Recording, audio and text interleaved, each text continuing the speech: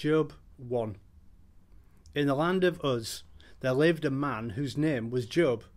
This man was blameless and upright. He feared God and shunned evil. He had 7 sons and 3 daughters, and he owned 7,000 sheep, 3,000 camels, 500 yoke of oxen, and 500 donkeys, and had a large number of servants. He was the greatest man of all the people of the East. His sons used to take turns holding feasts in their homes, and they would invite their 3 sisters to eat and drink with them. When a period of feasting had run its course, Job would send and have them purified. Early in the morning he would sacrifice a burnt offering for each of them, thinking, "Perhaps my children have sinned and cursed God in their hearts." This was Job's regular custom. One day the angels came to present themselves before the Lord, and Satan also came with them. The Lord said to Satan, "Where have you come from?" Satan answered the Lord, "From roaming through the earth and going back and forth in it." Then the Lord said to Satan, "Have you considered my servant Job? There is no one on earth like him. He is blameless and upright, a man who fears God and shuns evil." "Does Job fear God for nothing?" Satan replied. "Have you not put a hedge around him and his household and everything that he has? You have blessed the work of his hands, so that his flock and herds are spread throughout the land.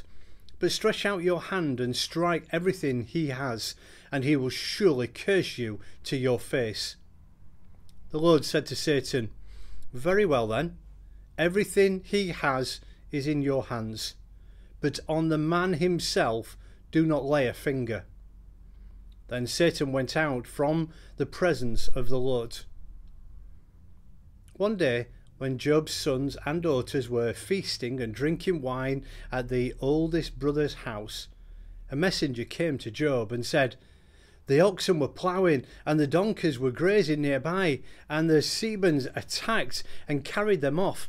They put the servants to the sword, and I am the only one who has escaped to tell you." While he was still speaking, another messenger came and said, "The fire of God fell from the sky and burned up the sheep and the servants, and I am the only one who has escaped to tell you."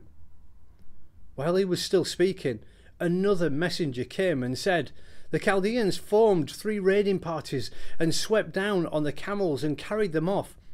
They put the servants to the sword, and I am the only one who has escaped to tell you." While he was still speaking, yet another messenger came and said, "Your sons and daughters were feasting and drinking wine at the older brother's house, when suddenly a mighty wind swept in from the desert and struck the 4 corners of the house. It collapsed on them, and they are dead.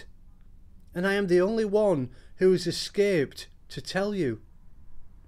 At this, Job got up and tore his robe and shaved his head.